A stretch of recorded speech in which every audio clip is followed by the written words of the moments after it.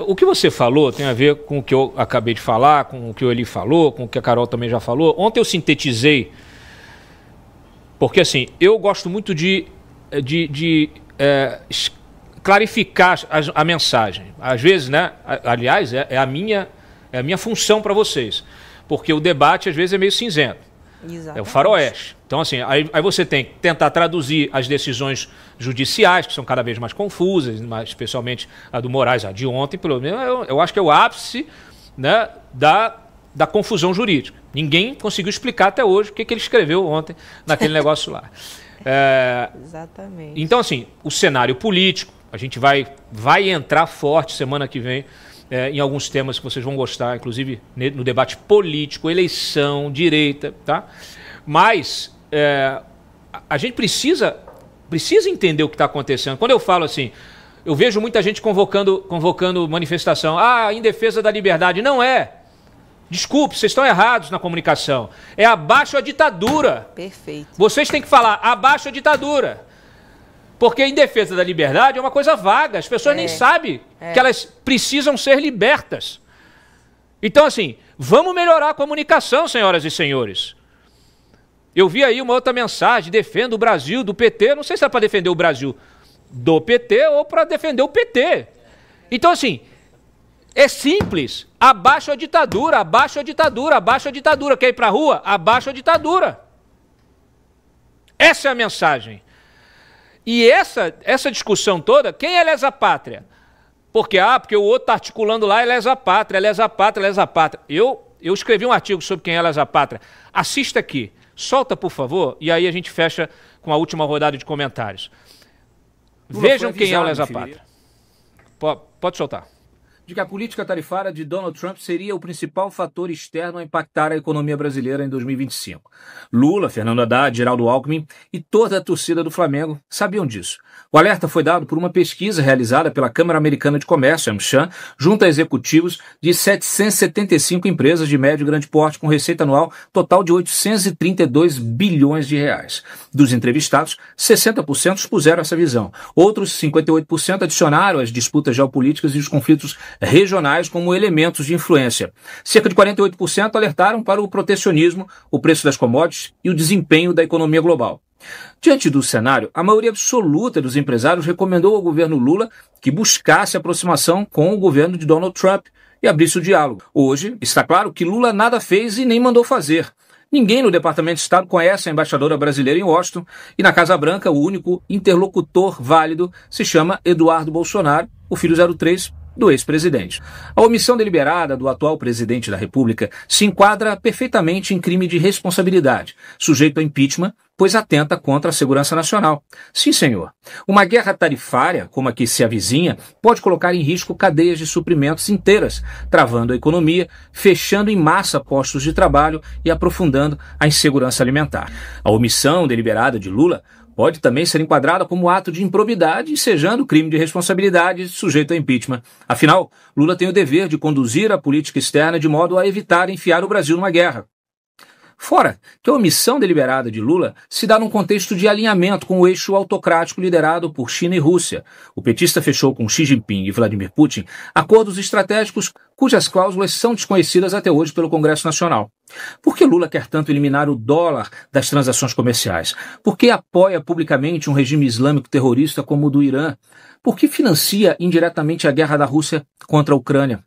Olha, a lei do impeachment também enquadra como crime de responsabilidade a provocação de ato de hostilidade contra a nação estrangeira, expondo a nossa república ao perigo de guerra ou comprometendo-lhe a neutralidade. Lula, além de chamar o presidente americano de nazista, mantém sua postura omissa, dá de ombros e diz que Donald Trump é quem deveria ligar para ele. Não preciso lembrar aqui que Lula, em seu governo anterior, protagonizou um dos maiores escândalos de corrupção da história ao usar o BNDES, com dinheiro do Fundo do Amparo ao Trabalhador, para financiar obras no exterior. O dinheiro do trabalhador brasileiro foi usado para bancar o desenvolvimento da infraestrutura de nações estrangeiras. Enquanto aqui, as empreiteiras do petróleo construíam estádios de futebol, lá fora elas ergueram pontes, portos, aeroportos, metrôs. O TCU investigou e descobriu que essas obras tinham sobrepreço, uma espécie de superfaturamento de até 50%. Lava Jato também mostrou que muitas dessas obras não saíram do papel e outras foram usadas para financiar eleições de aliados de Lula no Foro de São Paulo. Aliados como Ollanta Humala, condenado no Peru e cuja mulher, também condenada, ganhou asilo no Brasil agora, há pouco, após uma operação de resgate realizada pela Aeronáutica a mando de Lula. Afinal, quem é o lesa pátria? Percebam? Poderia ter feito qualquer coisa, não fez. Foi avisado desde o início do ano, não fez nada. Não fez nada e ainda mandou orientação para ninguém fazer nada. Então, assim, nós estamos escalando numa guerra tarifária e isso tem previsão legal para impeachment. Júlia Lucy. Perfeito, Cláudio. Até repostei esse seu vídeo ontem, ele ficou muito bom. E eu quero só trazer aqui um dado que o próprio governo já trouxe, tá? Em 2027... a máquina pública já para. Simples assim. Então, se a gente quer discutir projeto de país, como expansão da malha ferroviária, manutenção de rodovias, a gente precisa entender que do jeito que está, a gente não vai conseguir fazer nada. O orçamento público está completamente comprometido. O espaço para as despesas discricionárias, que seriam aquele orçamento exatamente para obras de infraestrutura, ele inexiste a partir de 2027.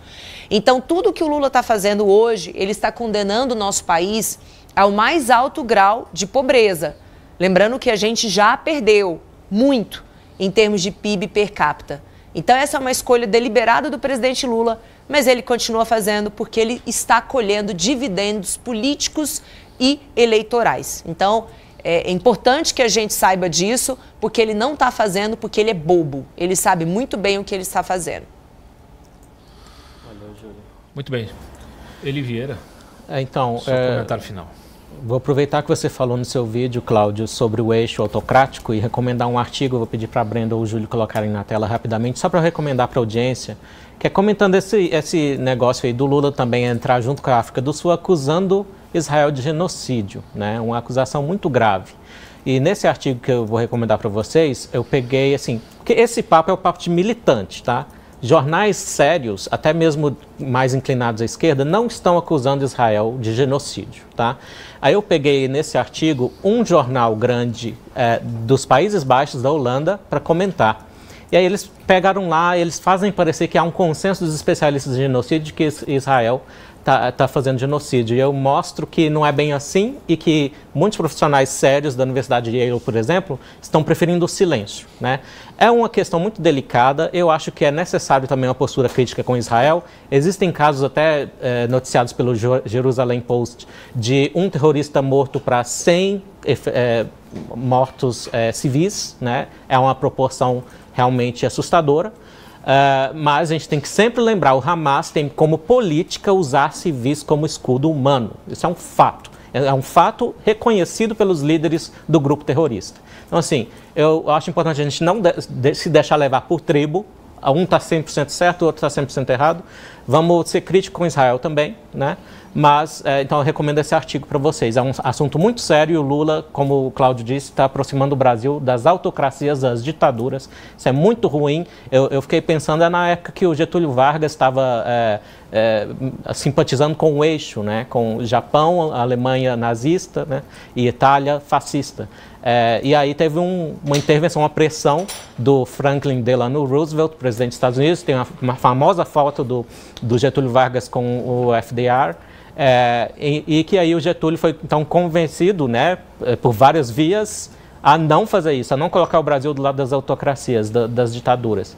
E agora a gente está passando por uma situação muito similar. O novo pai dos pobres está quase tomando a decisão que Getúlio poderia ter tomado para o nosso detrimento e nossa vergonha. Muito bem. Carol Esponza, quero te ouvir aí para finalizar.